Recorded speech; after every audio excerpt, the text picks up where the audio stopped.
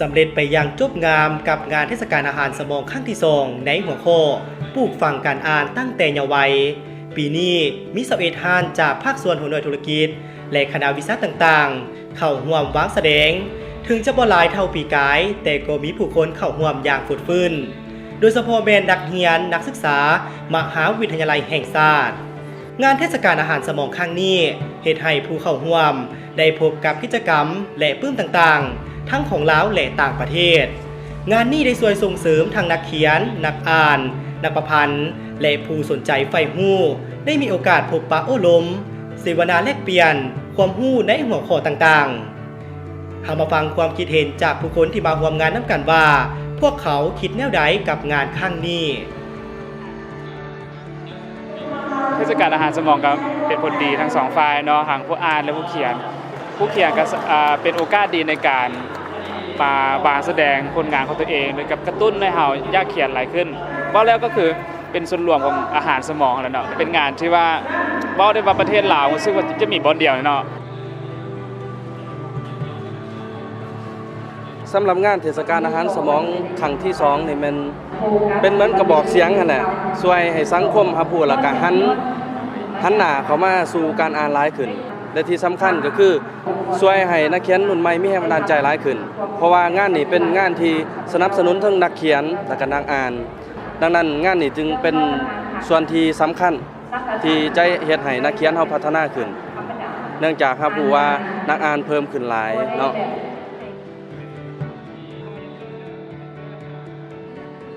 ปีนี้เป็นปีที่2แล้วเนาะที่พวกเรามาทางวารสารนศิลป์เนาะก็ถือว่าคือขึ้นมาเมื่อนี้ก็ถือว่าผลตอบรับดีอยู่เนาะเพราะว่าเขาจะมีปึ้มใหม่ออกมาเนาะก็คือลีกอนยูฮั่น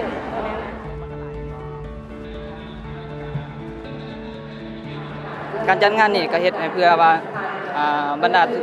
ดาผู้สนใจทุกๆคนเนาะได้สามารถเข้ามาร่วมได้ก็จะได้ข้อคิดหลายอย่างไปนำใช้ในการลงชีวิตต่างๆถ้าสมมุติว่านักเขียนก็เลยมาฟังศาสตราจารย์อาจารย์แล้วก็จะได้ความรู้ไปพัฒนาตนเพื่อก้าวเป็นนักเขียนต่อไปเนาะคิดว่างานครั้งนี้เป็นประโยชน์หลายเพราะว่าบ่เคยมาแบบนี้แล้วก็บ่กันมาในครั้งนี้เป็นดีหลายสำหรับวัยรุ่นและก็ห้านพวกเราเองเช่นกันเพราะห้านพวกเราส่วนหลายจะเป็นกลุ่มที่นำเข้าจากต่างประเทศส่วนหลายเวลาจะบ่ค่อยมีถือว่าเป็นงานเปิดตัวอีกครั้งหนึ่งของซึ่งว่าหลายคนในนี่มาฮู้จักกับไลฟ์กับย้อนว่างานนี้แต่ย้อนมื้อนี้สำหรับกระแสตอบรับแม่นดีในด้านของการเป็นนักการมาสมัครเขียนเนาะเพื่อมีคนสนใจหลายมื้อนี้หาก็ในช่วงเช้านะคนกำลังหลายก็ถือว่ากำลังดีเลย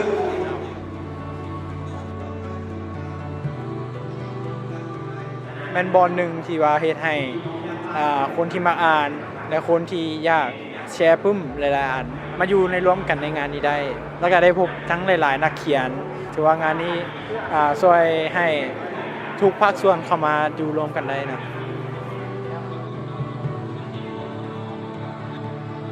ในมื้อนี้นี่ก็มีความภาคภูมิใจหลายเนาะเพราะว่า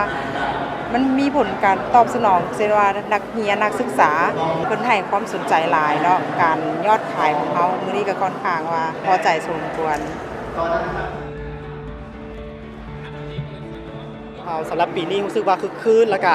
มีคนเข้ามาให้ความสนใจกับบรรดาปลื้มหลายๆเป็นพิเศษเลยถือว่ามีผลดีสุดๆเลยเพราะว่าตัวนี้เป็นงานเทศกาลอาหารสมองมันจะมีปลื้มมาหลายแบบมาจากหลายสำนักเนาะมาวางให้วัยรุ่นเฮาหรือว่าทุกคนที่สนใจมาเลือกอ่านซื้อได้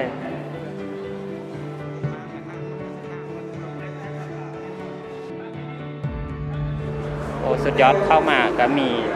ปึ้มเอียงหลากหลายเนาะสมซึ่งว่าในการจัดงานครั้งนี้มันก็มีผลดีสำหรับสาวนุ่มสำหรับเยาวชนเพราะว่าเขาจะได้ใช้เวลามันเป็นประโยชน์ก็คือปีนี้ก็เห็นว่ามีปึ้มลาวหลายขึ้นแล้วก็เห็นว่านักเขียนลาวเดี๋ยวนี้เริ่มมีบทบาทในสังคมหลายขึ้นแต่ว่าประทับใจในปีนี้ก็คือว่ามันบ่เป็นแบบบูธใหญ่ๆคือแต่ละปีน่ะเราออกไปจ่ายเงินเต็มจะเป็นบูธน้อยๆแล้วรู้สึกว่าเขาจะดูแลทั่วถึงคือว่ามีคนได้สอบถามว่าปึ้มนี้เว้าเกี่ยวกับหยัง มันบ่ต้องได้ไปซอกปื้อซื้อปื้มตามร้านนะก็คือมาแล้วอยากได้ปื้มมันได้ก็ง่ายๆเลยก็ซอกเบิ่งอยู่นี่ครบทุกอย่างที่เราต้องการนะ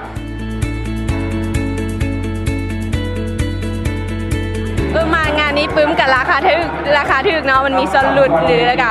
ปึ้มที่มันออกมาใหม่มันเด่นๆเท่ากับมาหาซื้อได้อยู่นี่คันซันปีหน้าบ่มีก็จะน่าเสียดายแหละ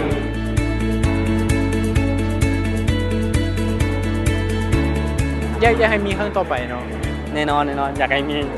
มีหลายสมัยแห่งดีครับตอนนี้เนาะ สำหรับครั้งต่อไปคิดว่าควรจะมี โดยอยากให้มีงานแบบนี้ครั้งต่อไปเรื่อยๆ อยากให้ปีต่อไปก็ดำเนินกิจกรรมนี้อีกเพราะว่าเห็นว่ามันเป็นกิจกรรมที่ดีหลายเป็นการส่งเสริมการอ่าน อยากให้มีเทศกาลแบบนี้ทุกๆปี คณะดีๆแท้ก็บ่จะเป็นต่อฮอดปีเนาะ ประมาณ6 เดือนนี้เทื่อนึงเนาะ งานตัวนี้มันเป็นประโยชน์ต่อสังคมหลาย